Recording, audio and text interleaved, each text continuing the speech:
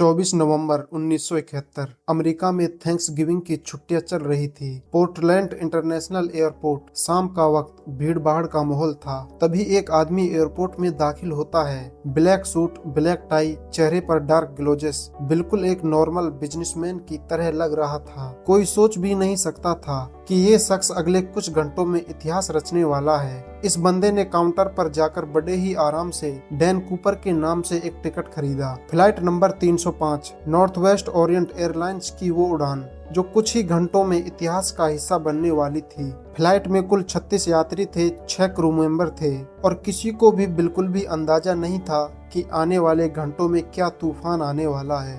Video शुरू करने से पहले मेरी आपसे एक रिक्वेस्ट है, चैनल को सब्सक्राइब जरूर कर दें। जब प्लेन टेक ऑफ करती है सब कुछ नॉर्मल चल रहा था, लेकिन तभी यह शख्स फ्लाइट में एक एयर होस्टेज फ्लोरेंस शेफनर को बुलाता है और उसे एक नोट थमा देता है। फ्लोरेंस ने पहले सोचा ये कोई फ्लर्ट करने वाला है, लेकिन जैसे ही उसने वो नोट खोला उसकी सांसें थम गई। नोट में लिखा था, मिस आई हैव ए बम, यानी मिस मेरे पास बम है। इमेजिन करिए 10,000 फीट की ऊंचाई पर एक उड़ते हुए प्लेन में कोई कहे कि मेरे पास बम है तो क्या होगा।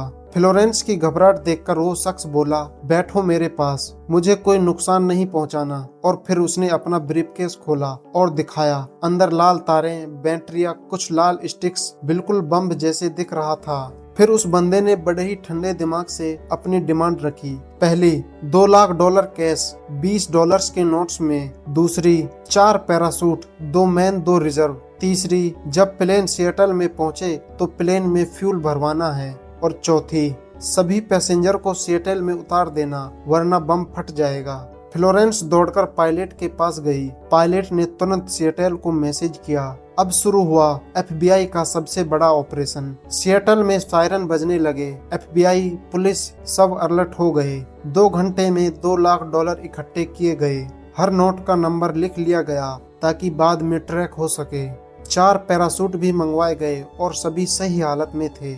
इधर प्लेन सिएटल के ऊपर चक्कर काट रहा था और उधर वो शख्स आराम से सिगरेट पी रहा था। उस शख्स को बिल्कुल भी टेंशन नहीं थी, जैसे ये सब रोज का काम हो। ये किसी आम इंसान का काम नहीं था। ये बंदा या तो बहादुर था या पागल या फिर एक मास्टरमाइंड दिमाग वाला था। जब सारे इंतजाम पूरे हो गए तब प्लेन ने सिएटल एयरपोर्ट पर लैंड किया।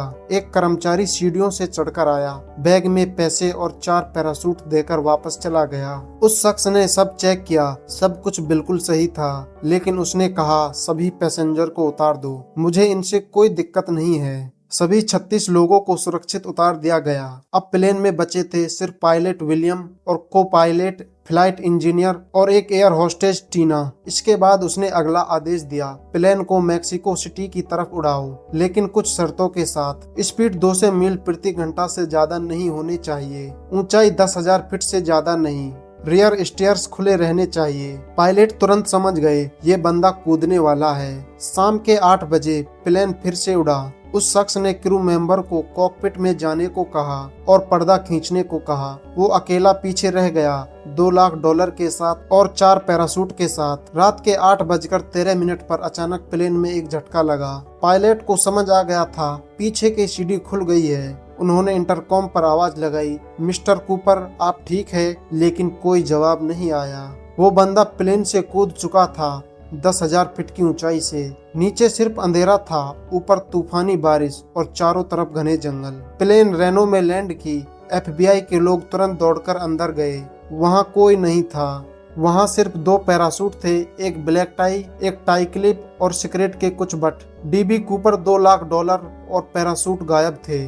अगले दिन शुरू हुआ अमेरिका का सबसे बड़ा सर्च ऑपरेशन। सैकड़ों FBI एजेंट, आर्मी के जवान, पुलिस सब जंगलों में फैल गए। हेलीकॉप्टर्स, सर्च डॉग्स, हर संभव तरीका अपनाया गया, लेकिन कुछ नहीं मिला। ना पैरासूट, ना शरीर, ना पैसे। उस रात तापमान बहुत कम था, तूफानी बारिश हो रही थी, घना अंधेरा था और जिस इलाके में वो कूदा था वहाँ थे घने जंगल, ऊंचे पहाड़, नदियाँ और हर कदम पर खतरा था। एक्सपर्ट्स का कहना था इन हालातों में बचना लगभग नामुमकिन है। 1980 में 9 साल बाद एक 8 साल का बच्चा बेरियन इंग्रम अपने परिवार के साथ कोलंबिया नदी के किनारे टीना बार पिकनिक मना रहा था। अचानक रेत में खोदते वक्त उसे 3 बंडल के कुछ सड़े गले नोट मिले। वो थे $5800 और जब FBI ने चेक किया तो जो सामने आया उसने सबको हैरान कर दिया। ये वही नोट थे जो DB कूपर को दिए गए थे। लेकिन सवाल यहीं खत्म नहीं होता, बाकी $1,94,000 आखिर गए कहाँ? अगर DB कूपर उसी रात मर गया था तो फिर पैसे नदी के किनारे कैसे पहुँचे? और अगर वो जिंदा बचा तो बाकी पैसे आज तक क्यों नहीं मिले? अगले 45 सालों में हजारों लोगों को शक की नजर से देखा गया। कुछ नाम बहुत मशहूर हुए, जैसे रिचर्ड फ्लॉयड, जिसने 5 महीने बाद वैसे ही एक प्लेन को हाईजैक किया था, लेकिन बाद में वो पकड़ा गया। केनेथ क्रिस्टेसन, एक पूर्व पैराट्रूपर, उस इलाके को अच्छे से जानता था। डाउन रेबर, जिसने मरने से पहले अपनी पत्नी से कहा, मैं ही हूँ डैन कूपर, लेकिन किसी के खिलाफ भी पक्का सबूत नहीं मिला। 2016 में 45 साल की जांच के बाद FBI ने आधिकारिक रूप से ये केस बंद कर दिया। उन्होंने कहा, हमारे पास कोई नया सबूत नहीं है और अब हम इस पर संसाधन खर्च नहीं कर सकते। लेकिन उन्होंने ये भी कहा, अगर कोई ठोस सबूत मिलता है तो केस दोबारा खोला जा सकता है। FBI का मानना है DB कूपर शायद उसी रात मर गया होगा।